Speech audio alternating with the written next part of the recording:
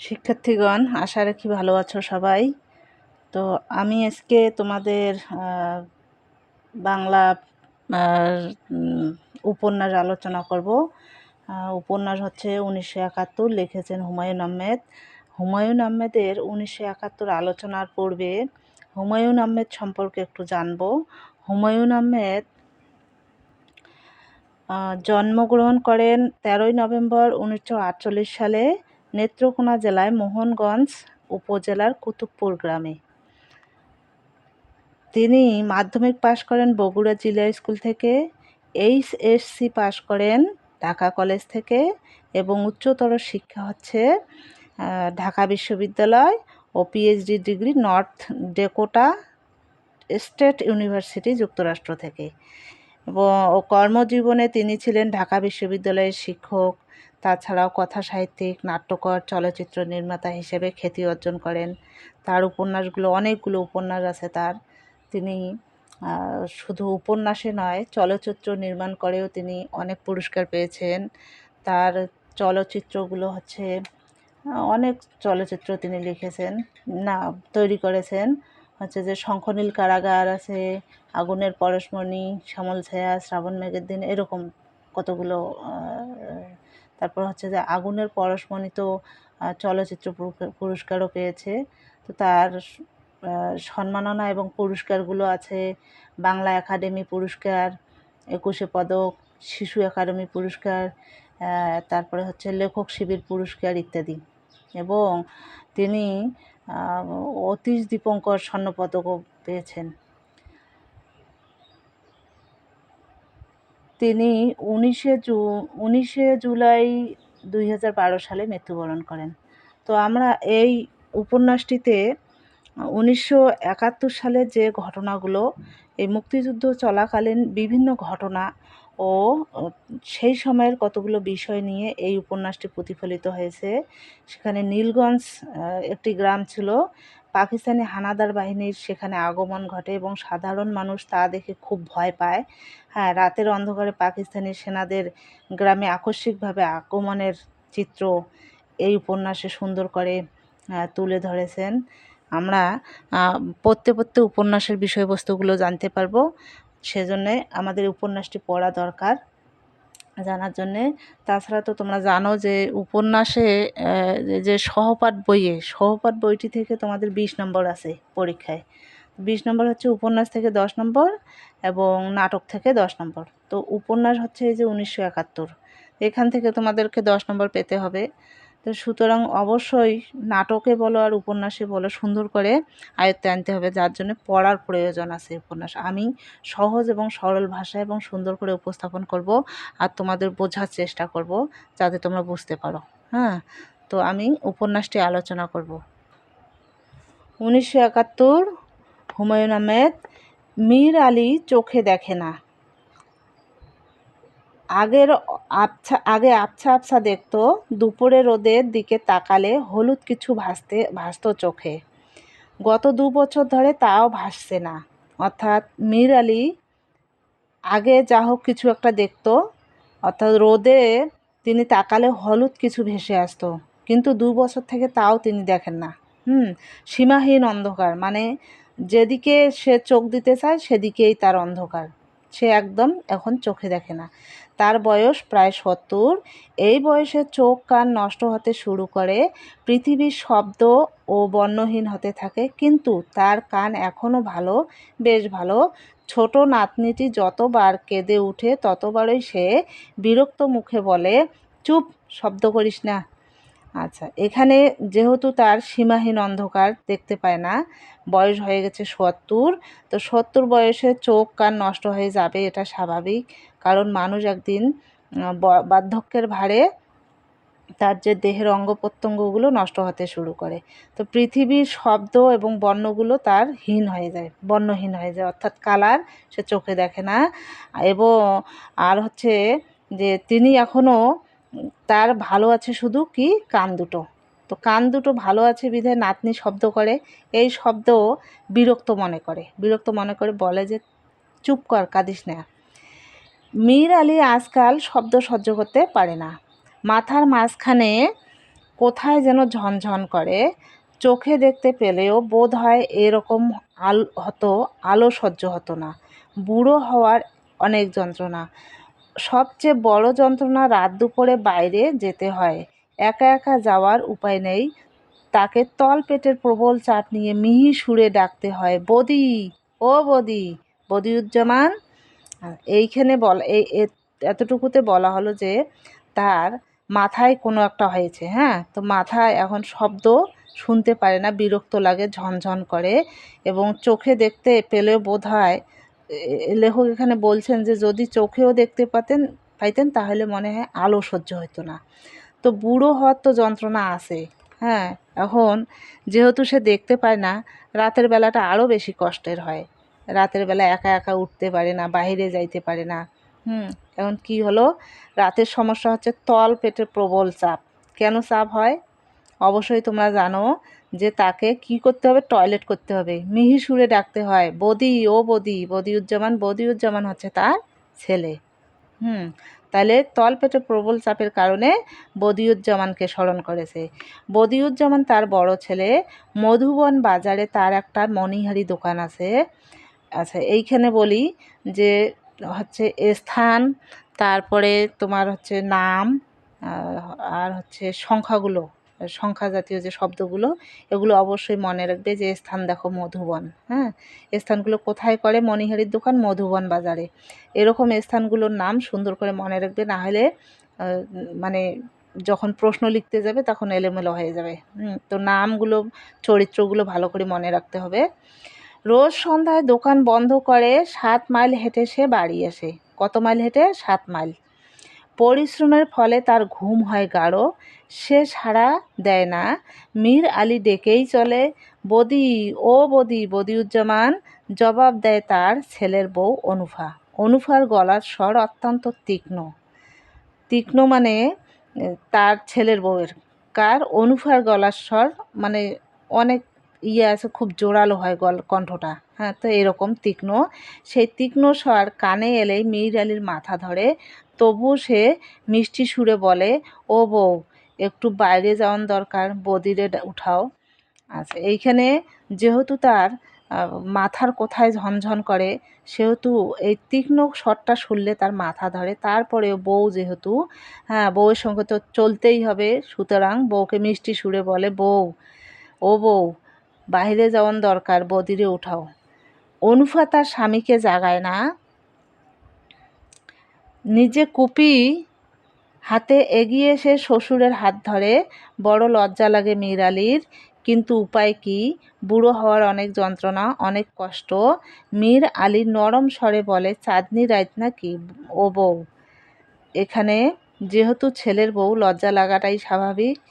হচ্ছে যে ওই তল পেটের যে প্রবল চাপটা সারতে হবে। তো এখানে যেহেতু ছেলের বউয়ের সঙ্গে তো এরকম লজ্জারই কথাই কাজ সারা। তো এখানে অনুফা কী করলো, কুপি নিয়ে হাতে এগিয়ে আসলো এবং ধরিয়ে দিল। হ্যাঁ, তাকে নিয়ে গেল কোথায়? টয়লেটে।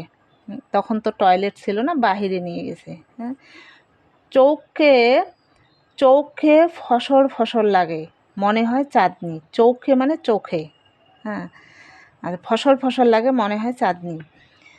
না, চাঁদনি না, এইখানে বসেন, এই নেন বদনা। যেখানে সে টয়লেট সারবে সেখানে বসাই দিয়ে বদনা। বদনা হচ্ছে আমরা যেটা দিয়ে জল সেরে নেই, হ্যাঁ, পানি সেরে নেই, সেটা। অনুফা দূরে সরে যায়। মীর আলী ভারমুক্ত হয়। অন্যরকম একটা আনন্দ হয় তার। ইচ্ছা করে কিছুক্ষণ বসে থাকতে। অনুফা ডাকে, আব্বাজান, হইছে? এখানে বলা হলো যে ভারমুক্ত হওয়া বলতে তার যে তল পেটের কষ্টটা ছিল, এই কষ্টটার থেকে সে মুক্তি পেল। হ্যাঁ, এবং সে খুব আনন্দ ফিল করতেছে, যে আনন্দ এবং আরাম ফিল করতেছে। এতক্ষণে সে কি হলো, এই তল পেটের ভারমুক্ত হলো। ইচ্ছা করলো কি বসে থাকতে, কিন্তু অনুফা ডাক দিছে, হ্যাঁ, মানে হয়েছে। উঠেন, বইসা আছেন কেন? ফজর ওয়াক্ত দেরি কত? দেরি আছে আব্বাজান, উঠেন। মীর আলী অনুফার সাহায্য ছাড়াই উঠানে ফিরে আসে। দক্ষিণ দিক থেকে সুন্দর বাতাস দিচ্ছে। রাতের দ্বিপ্রহর শেষ হয়েছে বোধহয়। একটা দুটো করে শিয়াল ডাকতে শুরু করেছে। রাতের দক্ষিণ দিকে উঠানে সে নিজে নিজে আসছে, উঠান মানে আঙ্গিনা, অর্থাৎ সেখানে এসে সুন্দর বাতাস বাতাস দেখে সে কি ভাবলো যে রাত মনে হয় শেষ হয়ে গেছে। দ্বিপ্রহর, দ্বিপ্রহর মানে রাতের প্রথম যে ভাগটা আছে তার পরের ভাগ, রাতের অর্থাৎ 12টার পরের যে ভাগটা হয় সেটা মনে হয় শেষ হয়ে গেছে, অর্থাৎ সকাল মনে হতে শুরু করেছে, শিয়াল ডাকতেছে। এটা ভেবেছিল। মীর আলী হৃষ্ট গলায় বলে, রাত বেশি বাকি নাই। অনুফা জবাব দেয়, হাই তোলে, জবাব দেয় না, হাই তোলে। একটা জল চৌকি দাও, উঠানে বইয়া থাকি। বইয়া থাকি মানে বইয়া মানে বসে। হ্যাঁ, জল চৌকি হচ্ছে যে চৌকিতে গোসল করে, সেটা হচ্ছে জল চৌকি, কিন্তু গ্রামে জল চৌকিতে বসে। তো এই জল চৌকি চাই, উঠানে বসে থাকবে। দুপুর রাইতে উঠানের বইবেন কি? দুপুর রাত হচ্ছে যে গভীর রাত। হ্যাঁ, রাত মানে রাত। তো গভীর রাতে উঠানে বইবেন কি, বসবেন কি? যান ঘুমাইতে যান। মীর আলী বাধ্য ছেলের মতো বিছানায় শুয়ে পড়ে। একবার ঘুম ভাঙলে বাকি রাতটা তার জেগে কাটাতে হয়। সেই বিছানায় বসে ঘরে স্পষ্ট অস্পষ্ট সব শব্দ অত্যন্ত মনোযোগ দিয়ে শোনে। মানে একবার যদি বুড়ো মানুষের এরকমই হয়, যদি একবার ঘুম ভাঙে তো আর ঘুমোতে চায় না। এই ঘুম রাত কাটে জেগে জেগে। আর সে বিছানায়, এই মীর আলী বিছানায় বসে ঘুম ভাঙার পর স্পষ্ট শব্দ অস্পষ্ট শব্দ সবগুলো সে মনোযোগ দিয়ে শুনে। বদি খুক খুক করে কাশছে। টিনের চালে ঝটপট শব্দ। কিসের শব্দ? বানর। চৌকির নিচে সবগুলো হাঁস একসঙ্গে প্যাক প্যাক করলো। এবার বদি হচ্ছে কাশছে, হ্যাঁ কাশি দিচ্ছে, এবং টিনের চালে শব্দ হইতেছে। চৌকি, চৌকি হচ্ছে বিছানা। বিছানা জাতীয় যে যাই হোক বিছানা জাতীয় আর কি চৌকি। তো এই চৌকির নিচে হাঁসগুলো রেখেছে, হাঁসগুলো প্যাক প্যাক করে কাটতেছে। বাড়ির পাশে শেয়াল হাঁটাহাঁটি করছে বোধহয়। পরিবাণু কেঁদে উঠল, দুধ খেতে চায়, অনুফা দুধ দেবে না, চাপা গলায় মেয়েকে শাসাচ্ছে। বদি আবার কাশছে, ঠান্ডা লেগেছে নাকি, পরশুদিন ভিজে বাড়ি ফিরেছে, জ্বর তো হবেই। বদির কথা শোনা যাচ্ছে, ফিস ফিস করে কি যেন বলছে। তো এখানে বদি কি করেছে যে পরশু কি ভিজে এসেছে বিধে কাশতেছে। আর পরিবাণু হচ্ছে হচ্ছে নাতনি, হ্যাঁ ছেলের বদিউজ্জামানের মেয়ে, সে দুধ খেতে চায়, অনুফা তাকে দুধ দেবে না, সে কি করছে শাসাচ্ছে মেয়েকে। আর কে? বদি কাশতেছে, কারণ সে ভিজে এসেছে। কি বলছে? এত ফিসফিসানি কেন? মীর আলীর কান খাড়া করে শোনার চেষ্টা করে। কাক ডাকলো, সকাল হচ্ছে নাকি? মীর আলী ভোরের প্রতীক্ষা করে। তার তলপেট আবার ভারী হয়ে ওঠে। হ্যাঁ, মীর আলী মানে এই যে ছেলে যে ফিস ফিস করে কথা বলতেছে সেটা কান দিয়ে শুনলো, কিন্তু তার এদিকে আবার কি হয়েছে, তলপেট আবার ভারী হয়ে আসছে, মানে প্রকৃতির চাপ আবার শুরু হয়ে গেছে। তো ডাকতেছে, বদি, ও বদি, বদিউজ্জামান, কি একটু বাইরে যাওয়ার দরকার। বদি সাড়া শব্দ করে না। পরিবাণু তার স্বরে কাঁদে, দুধ খেতে চায়। ও বদি, বদিউজ্জামান, আসি আসি। বদিউজ্জামান এবার উত্তর দিল, আসি আসি। তাড়াতাড়ি কর। আরে ধুত্তরি, এক রাইতে কয়বার বাইরে যাইবেন? বদি প্রচণ্ড একটা চর বসায় পরিবাণুর গালে। বিরক্ত গলায় বলে, টর্চটা দাও অনুফা। টর্চ হচ্ছে লাইট। এখানে মানে বাবার সঙ্গে রাগ হয়ে বিরক্ত হয়ে পরিবাণুর গালে দিল কষা একটা চর। বিরক্ত গলায়, অনুফা এবার টর্চ দাও। অনুফা টর্চ খুঁজে পায়, কিন্তু অন্ধকারে ব্যাটারি খুঁজে পায় না। অর্থাৎ টর্চ সে সময়, এখন তো চার্জার লাইট, সে সময় কি করা হতো, ব্যাটারি দিয়ে টর্চ জ্বালানো হতো, টর্চ লাইট। তো ব্যাটারিগুলো খুলে রাখতে হতো, না হলে ব্যাটারিগুলো নষ্ট হয়ে যেত তাড়াতাড়ি। এই জন্যে ব্যাটারিগুলো খুলে রাখে। টর্চ পেয়েছে কিন্তু ব্যাটারি পায়নি। মীর আলী অপেক্ষা করতে করতে এক সময় অবাক হয়ে বুঝতে পারে তার প্রসাব হয়ে গেছে। বিছানার একটা অংশ ভেজা। সে অত্যন্ত বিচলিত বোধ করে। বিচলিত মানে লজ্জিত একটু বোধ করতেছে, এরকম তার আগে কখনো হয়নি। আচ্ছা, তাহলে কি হলো, প্রস্রাব সে ছেড়ে দিয়েছে বিছানায় অপেক্ষায় থাকতে থাকতে। আসেন যাই, যত ঝামেলা, দেখি হাতটা বাড়ান। বদি তার হাত ধরে। মীর আলী খুব দুর্বল ও অসহায় বোধ করে। কেন করে? যেহেতু সে বিছানায় প্রস্রাব করেছে, এই জন্য দুর্বল হয়ে গেছে এবং অসহায়ও বোধ করতেছে। আচ্ছা, এখন থেকে ঘরের মধ্যে একটা পাতিলে প্রস্রাব করবেন, ঝামেলা ভালো লাগে না।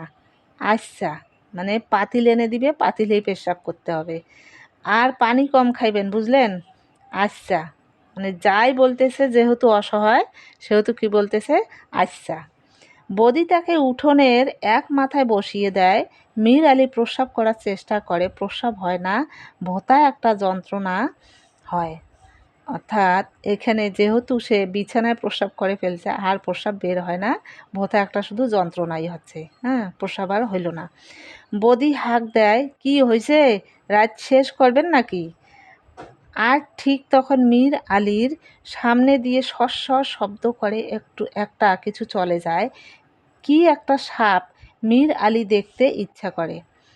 দেখতে ইচ্ছে কেন করে? যেহেতু সে দেখতে পায় না, কিন্তু সস্বর শব্দটা শুনতে পেরেছে। আচ্ছা, আরে বিষয় কি, ঘুমাইয়ে পড়ছেন নাকি? মানে বদিউজ্জামান বাবাকে বলতেছে, আপনি ঘুমাইয়ে পড়ছেন নাকি, এতক্ষণ লাগে? না, একটা সাপ গেল সামন দিয়ে। আরে ধুত্তরি সাপ, উঠেন দেখি। মনে হয় জাতি সাপ, বিরাট লম্বা মনে হইল। আরে উঠে আসেন।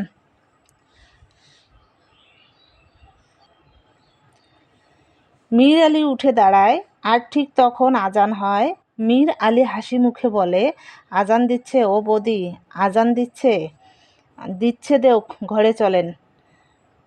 ও ওখন আর ঘরে গিয়ে কি কাম? গোসলের পানি দে, গোসল সাইরে নামাজটা পড়ি। বৌদি বিরক্ত গলায় বলে, উজু কইরে নামাজ পড়েন, গোসল কেন? শরীরটা পাক না নাপাক হইছে। শরীরটা মানে শরীর, শরীর পাক না নাপাক নাপাক শৈল। অর্থাৎ সে তো বিছনায় পেশাব করছে, এই জন্য শরীরটা কি নাপাক। শরীরটার কথা বলছে, শরীরটা মানে শরীরটা। আপনি থাকেন বইয়া, অনুফারে পাঠাই যত ঝামেলা। বদিউজ্জামান তার বাবাকে একটা জলচৌকির উপরে বসিয়ে ভেতরে চলে যায় আর আসে না। পরিবাণু খ্যান খ্যান করে কাঁদে। মীর আলী বসে থাকে চুপচাপ। তার কিছুক্ষণ পর 50 জন সৈন্য, ছোট্ট একটা দল গ্রামে এসে ঢোকে। কতজন সৈন্যের? 50 জন সৈন্যের একটা দল এই গ্রামে এসে ঢোকে। মার্চ টার্চ না, এলোমেলোভাবে চলা। মার্চ হচ্ছে দলবদ্ধভাবে চলা, মার্চ টার্চ হচ্ছে দলবদ্ধভাবে চলা, হ্যাঁ। আর এলোমেলোভাবে নয়, অর্থাৎ একসাথে চলতেছে না, এলোমেলোভাবে চলতেছে 50 জন। তাদের পায়ের বুটে কোনো শব্দ হয় না। তারা যায় মীর আলীর বাড়ির সামনে দিয়ে এবং তাদের একজন মীর আলীর চোখে 5 ব্যাটারির টর্চ আলো ফেলে। কার চোখে? মীর আলীর চোখে 5 ব্যাটারির টর্চের লাইটের আলো ফেলে।